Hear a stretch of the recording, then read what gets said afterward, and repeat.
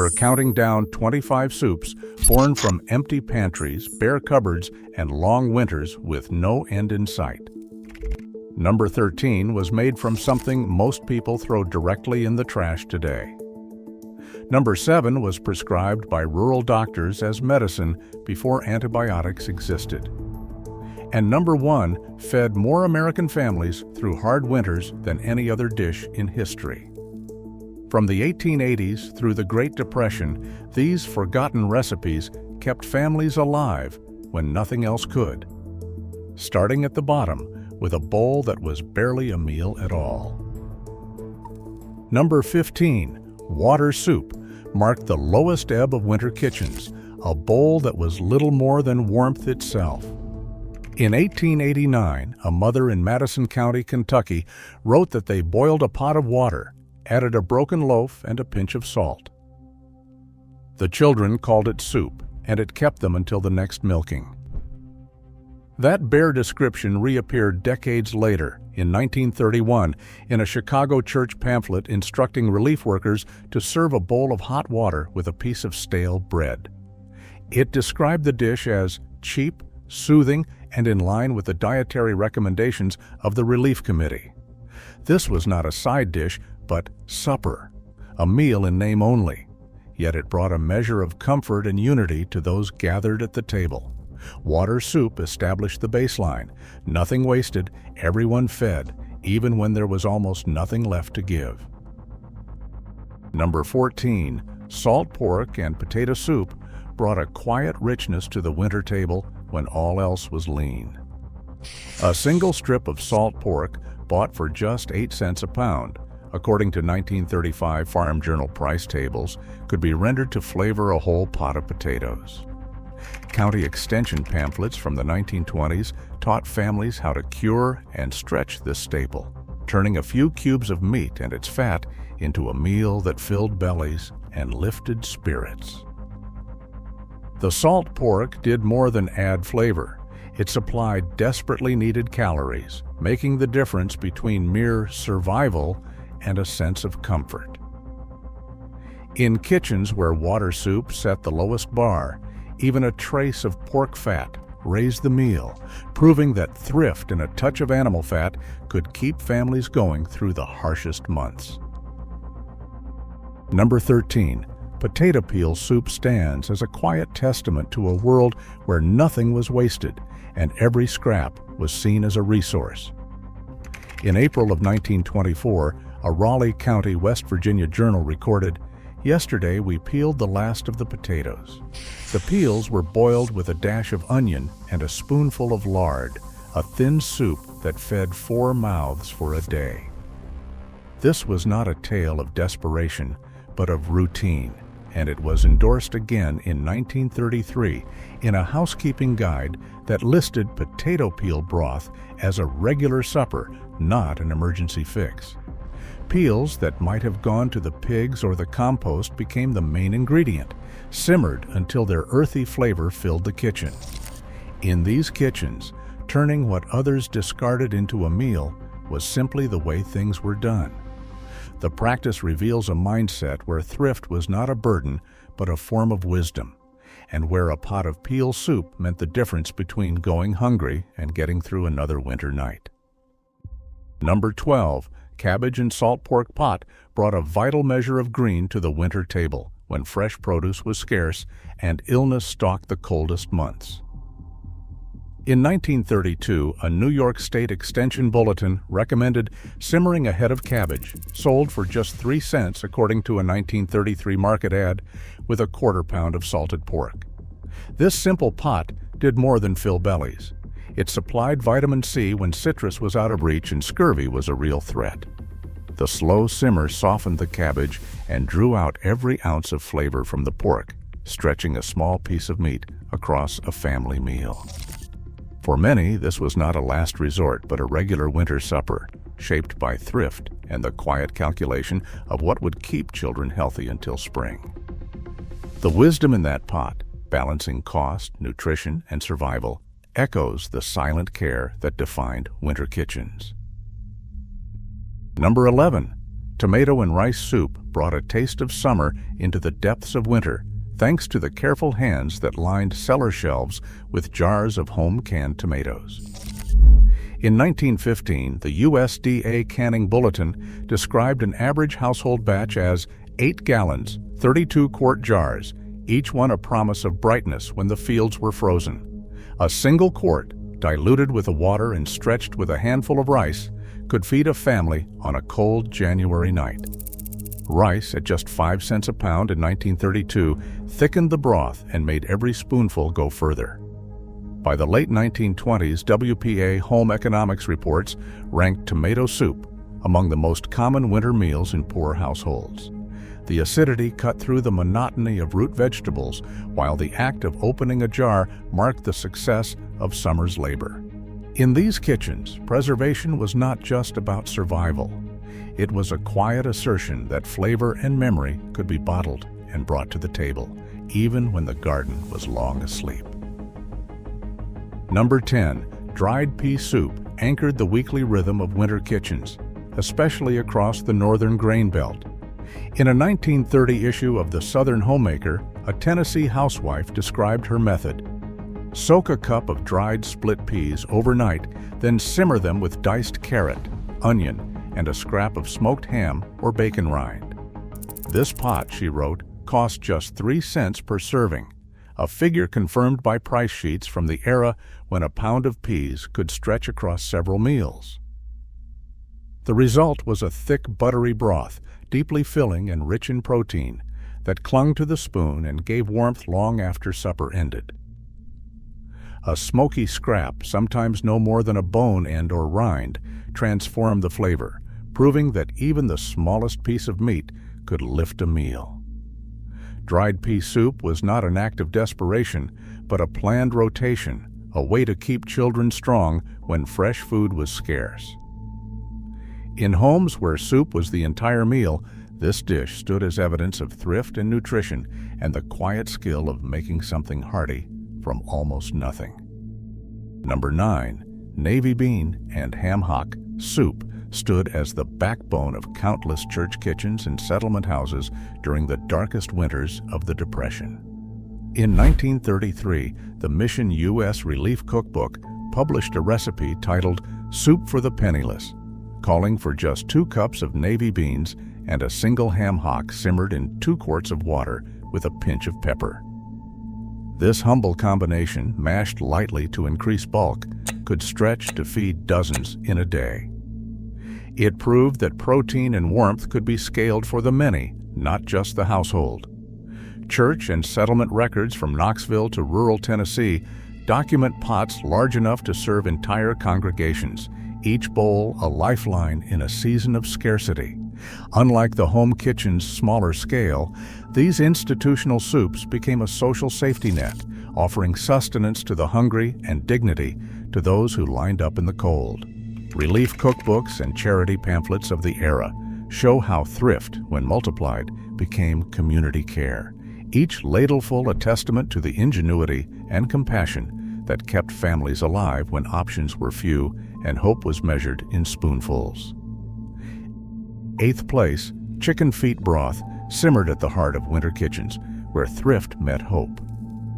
In March 1927, a column from the Appalachian News described a mother's practice: boiling 1 pound of chicken feet with onions and a bay leaf, then straining the liquid and adding barley. The result was a broth so rich in gelatin it set to a trembling jelly when cooled, a texture that families prized as both food and medicine. Oral histories from Kentucky and Tennessee recall this broth as a remedy for pneumonia, with rural doctors quietly recommending it long before modern science explained why. The belief ran deep. A bowl of this shimmering stock could warm a body from the inside out, and in the hardest months, a single pot stretched across days. Chicken feet, so often discarded, became a source of strength and comfort, their transformation a testament to the quiet ingenuity that defined survival. In these kitchens, nourishment was measured not just in calories, but in the faith that care and resourcefulness could heal. Number 7. beef bone and vegetable soup stood as the caretaker's pot in winter kitchens, simmered low and long for those in need of strength. In farmhouse scrapbooks and penciled recipe margins, the first bowls were often set aside for a convalescing child or a grandfather too frail to work the fields. The ritual began with a marrow bone, sometimes saved from a Sunday roast, sometimes begged from the butcher, and a handful of root vegetables drawn from the cellar. Carrots, parsnips, turnips, whatever was left. Water, poured over the bones, was left to simmer from dawn until the house grew warm with the scent of broth. The pot was never hurried. Every hour teased out more nourishment, and each evening the soup was reheated, its flavor deepening as the days wore on. Notes in home economics columns and old ledger books describe this soup as the one that brings back the sick, a gentle meal for those who needed care above all else. In these kitchens, beef bone and vegetable soup was more than sustenance. It was a quiet act of devotion, proof that even in the leanest years, families found a way to offer comfort and healing from the simplest scraps. Number 6. Cornbread and pot liquor brought a measure of Southern humor and thrift to the winter table. In 1915, an Oklahoma homesteader's memoir records a mother writing that the pot liquor we made from yesterday's cornbread, boiled in the bean water, was our breakfast for 3 days, and the children called it mush. That simple phrase captures a whole tradition. The liquid left after simmering beans or greens, never discarded, was poured over crumbled cornbread to make a sustaining meal. Stretching the last bit of flavor from the pot was not just frugality. It was a kind of quiet ingenuity that kept families going through lean stretches. In 1931, Senator Huey Long famously turned the nation's attention to this very dish, sparking a spirited debate in the newspapers over whether pot liquor should be sipped from a cup or eaten with a fork. For families who lived this reality, the answer was simple: you used whatever you had. Pot liquor and cornbread was more than breakfast or supper. It was proof that nothing on the table went to waste, and that even the humblest meal could carry a family through another hard winter morning. In 5th place, pumpkin and cornmeal soup brought a rare sense of celebration to the winter table, standing out as a dish children remembered long after the hard years had passed. When the cellar shelves grew bare, a single pumpkin, stored on saplings in the cool dark for 4 or 5 months, became a beacon of color and sweetness. Oral histories from the Midwest recall the excitement of slicing open the last pumpkin in January, the orange flesh promising a meal that tasted almost like a holiday. Mothers would simmer cubes of pumpkin with a handful of cornmeal, stirring until the broth thickened to a gentle porridge, sometimes sweetened with a pinch of brown sugar, or spiced with cinnamon if any was left from autumn. The soup's aroma filled the house, offering a moment of warmth and hope in the bleakest weeks. For many, this was more than food. It was a memory of care, a reminder that even in scarcity, something special could be coaxed from the cellar. The tender balance of sweet and savory, the bright color in a gray season, and the memory of family gathered close made pumpkin and cornmeal soup a cherished exception in the long winter routine. In 4th place, sourdough dumpling soup stands as a living thread through generations of winter kitchens. In the corner of a farmhouse, a crock of starter, sometimes handed down from mother to daughter across decades, waited quietly for its call. There are recipe cards from the 1930s, edges browned and handwriting faded, that read simply, "Drop a spoonful of sourdough into boiling broth. Cook until puffed." The method was never measured, only learned by watching, pinch, drop, and wait for the dumpling to rise. An Iowa County Extension bulletin from 1934 describes how a single starter could feed a family of 5 for a week, stretching flour and water into sustenance when cupboards were bare.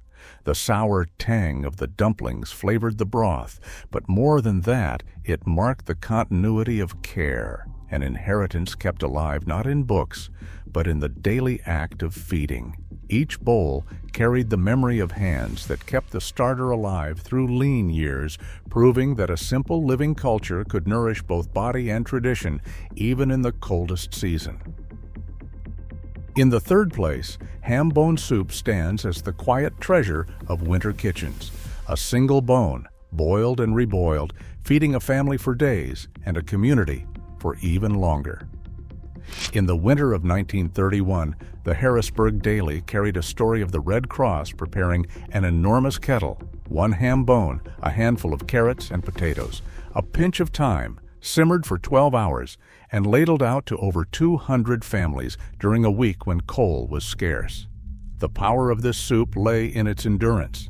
A single bone, often given free by the butcher, could stretch across 3 days of meals at home, each reheating drawing out more richness and more nourishment. Oral recollections from the era describe mothers scraping the last bit of marrow, children waiting for the pot to bubble, and the unmistakable aroma that filled the house, promising another meal when hope was thin. This was more than thrift. It was a kind of alchemy, turning what others discarded into sustenance and warmth.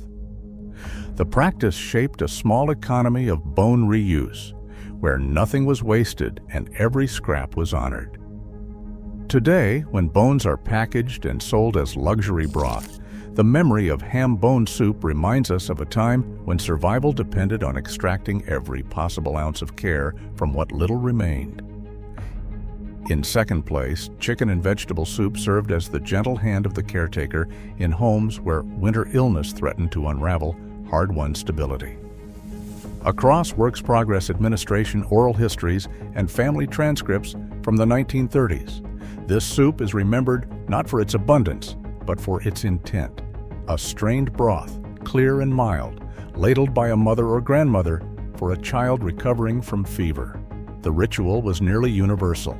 A tough laying hen simmered with carrots, onions, and whatever root vegetables could be spared, cooked until the meat fell from the bone and the broth turned golden. The first bowl always went to the sick, often with a soft slice of bread or a spoonful of rice to ease digestion. People interviewed by the Works Progress Administration recalled the comfort of hearing the ladle against the pot, the warmth of broth on a sore throat, and the silent promise that someone cared enough to coax nourishment from scraps. In these kitchens, soup was more than food. It was the first act of healing, a quiet testament to love and endurance. The memory of this caretaker's soup, passed down in stories and faded recipe cards, prepares the way for the communal ethic of stone soup, where the act of feeding becomes an act of hope. And finally, in first place, stone soup stands as the living heart of the winter kitchen, not for what went into the pot, but for what it drew out of a community. The story, first printed in a 1934 Appalachian folklore pamphlet, told of villagers each bringing a scrap, a carrot end, a sliver of bacon, a handful of beans, to a pot that began with nothing but water and a stone. The tale traveled fast during the Depression, inspiring relief kitchens and church basements to host their own add-a-scrap gatherings. In these moments, the soup was not just food. It was a lesson in survival by sharing, a quiet rebellion against isolation and hunger. Soup kitchen history pages record how the legend shaped real practice. A pot on the boil, a line of neighbors, each one offering what little they could spare. No set recipe, no single cook, just the belief that together even scraps could become a feast. Stone soup was never about the stone, or even the soup. It was about turning scarcity into abundance through trust, generosity, and hope. As the old women said, it was the meal that fed everyone, not just with calories, but with the knowledge that no one had to face the winter alone. Today, the memory of stone soup is a reminder that every scrap, every story, every name for these humble pots is worth preserving, if only to remember how families once kept each other alive by refusing to let anyone go hungry. Across all 25 soups, one pattern endures. Nothing was wasted, and everyone was fed. These were not side dishes. They were family lifelines, crafted from wisdom passed quietly from mother to daughter, winter after winter. What survives isn't just a recipe, but a tradition of dignity and care, nearly vanished now. Every remembered soup name is a story worth saving. Which of these stories lived in your family? Share your memories below.